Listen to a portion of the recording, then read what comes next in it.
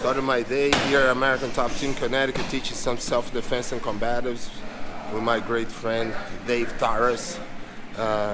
Today we're covering a lot of more striking, and we're gonna do some grappling, standing grappling too. In 2 hours, I'll be at CT Krav Maga in New Haven. I will teach a hybrid of MMA self-defense seminar. The only difference is self-defense, we don't have the rule set, but a lot of the things, a lot of the basics and fundamentals, kind of like the same. So that's my day today, and I'm gonna record a little bit so you guys can check it out. All right, stay tuned. Just got here in North Branford. Teach a seminar at Sensei Dennis Hill, CT Krav Maga, and MMA. That's where I'm gonna be today. What's up? What's going on? Not much. How's everything? Good, man. Good. Good to see you. Good to see you too. I'm not gonna be on Facebook, am I? Oh, you're gonna be everywhere. You're gonna be on YouTube.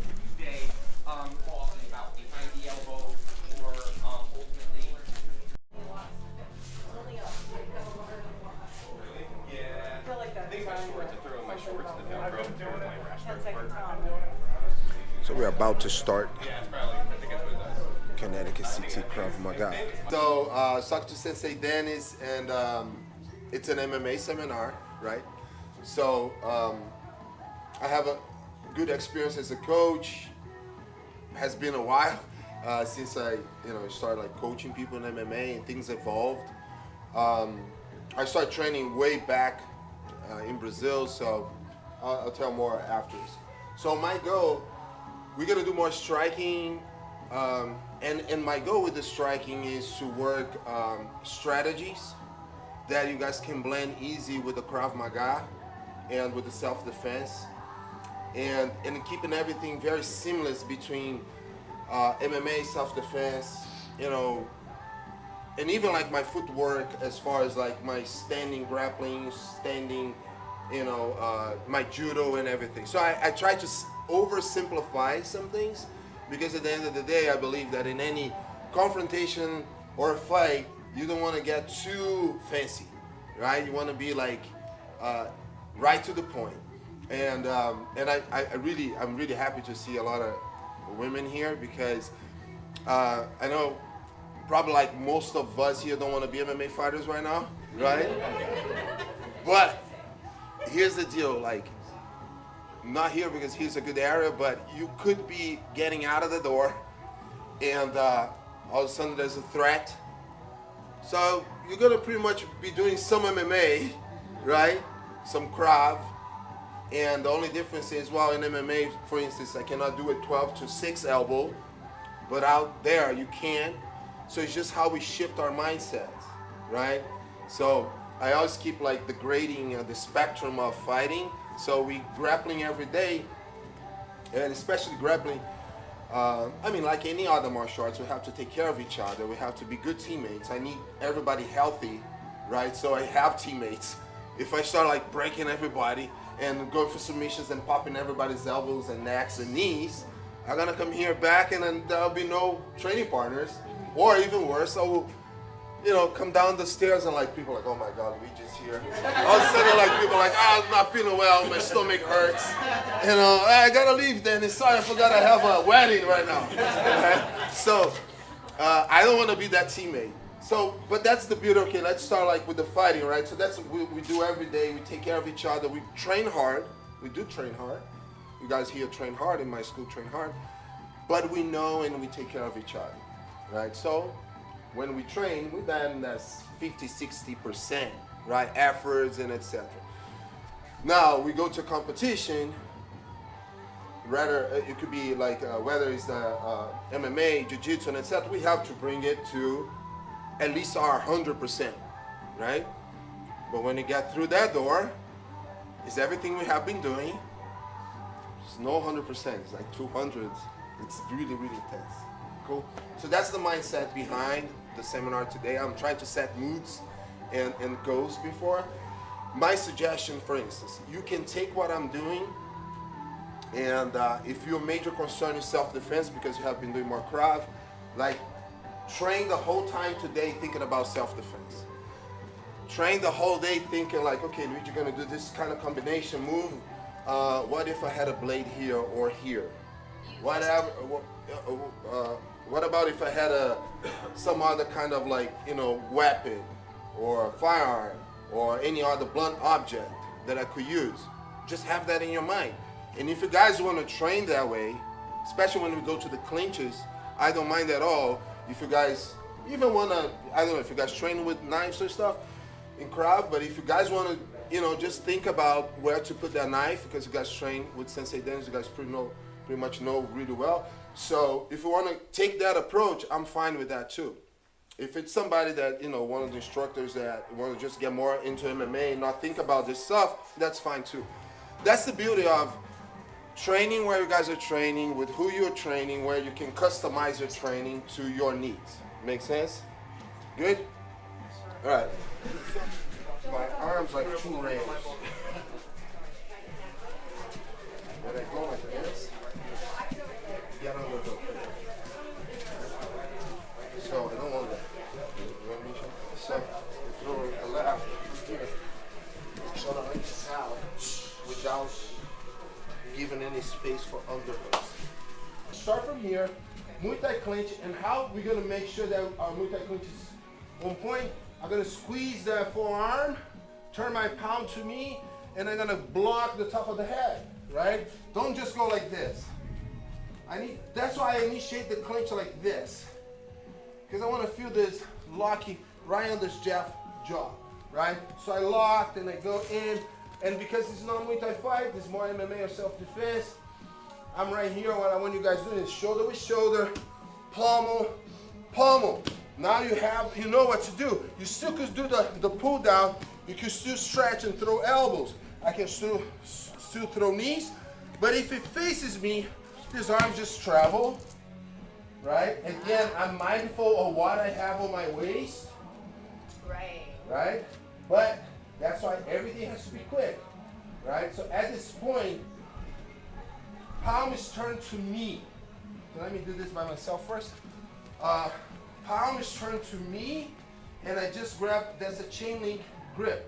I just grab my fingers, and you need to loosen up your wrist like it's nothing, right? It's like you need to be totally movable, so I do this. And then next step, you posture up, and I'm gonna go here. I'm gonna walk forward. I need to walk forward to get the tap, all right? Or to choke him unconscious. So we're gonna choke unconscious here, Jeff. So soften him up.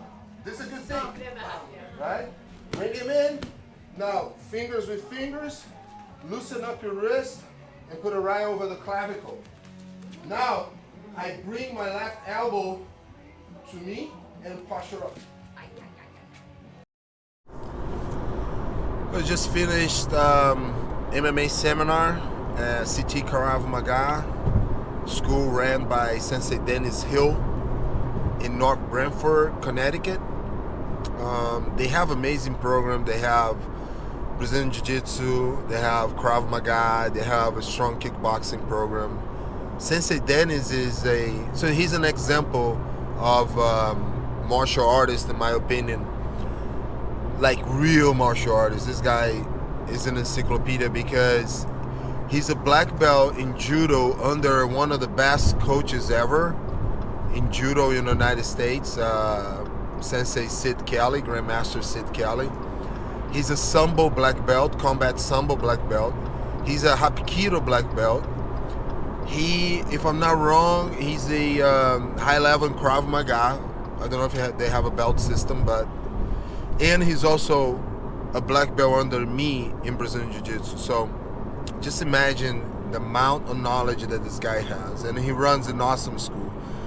So I started MMA, and I tried to keep it like a blend hybrid with self-defense to show how many of the things in MMA applies to self-defense. I mean, strategically speaking, there's some changes as far as takedowns and different takedowns for the street versus takedowns for MMA. And we have to take in consideration that MMA has rules and self-defense there's no rules. in self-defense, right? And self-defense, I'm talking about, again, not a case of somebody trying to steal my stuff. I'm talking about defending my life. But a lot of the things as far as the fight stance pretty much translates the same. It's just how we're gonna verbalize with our hands and self-defense and that de-escalation. Gonna try to disguise our intentions behind our talks with our hands, but at the same time we are trying to de-escalate the situation. When we're fighting MMA, we're going with the fists closed, which is already I'm ready to fight.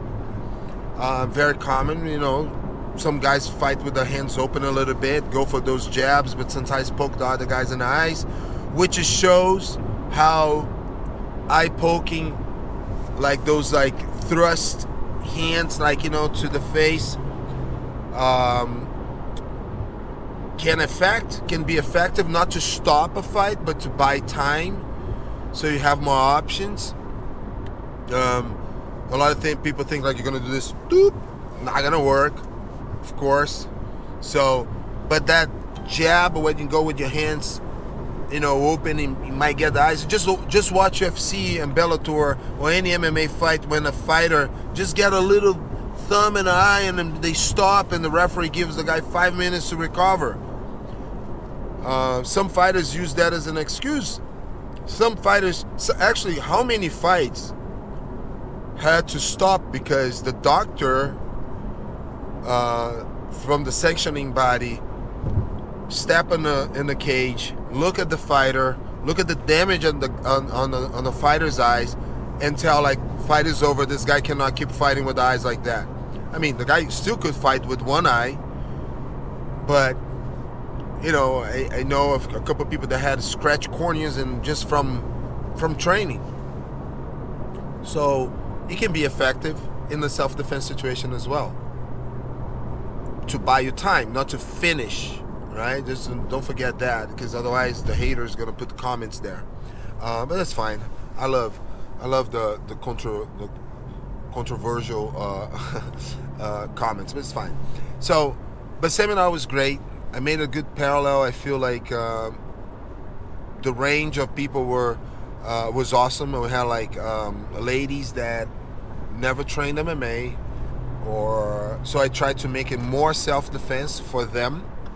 Because you guys know my concern. I have a big concern in helping women realize how it's important to know some self-defense and be aware and prepared and willing to fight.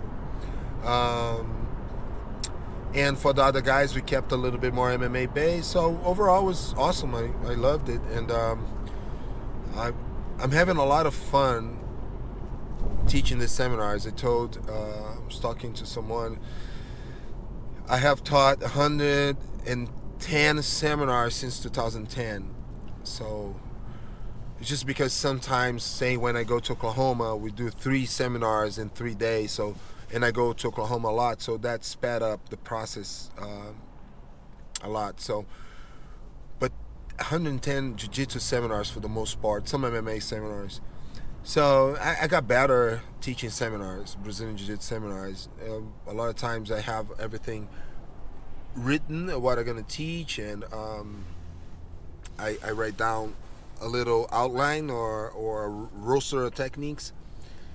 So I keep track of time and etc. Sometimes I call the place before one of my guys if I'm teaching at one of my affiliate schools. And what I do is I ask them, hey, what would you like me to teach? And then I work based on that. Sometimes I don't plan anything. I like to do that too. And then I just go there and ask the group, what you guys would like to see? It's kind of challenging for me, but I think I'm confident now that people can throw any curveball, are going to handle that.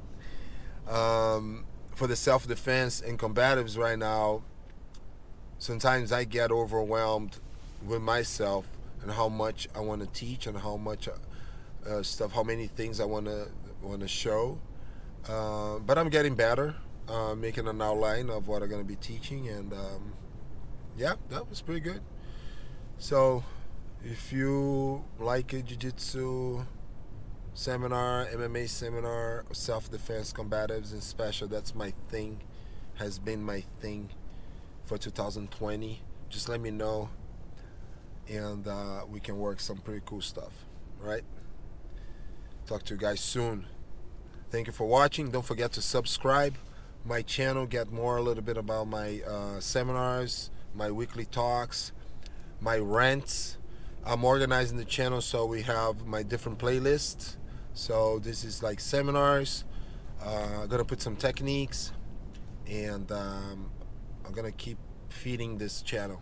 Also, if you're a core jiu-jitsu student, go to core BJJ store and get your stuff, merchandise in there. A bunch of t-shirts, sweatshirts, hats, beanies, even coffee mugs.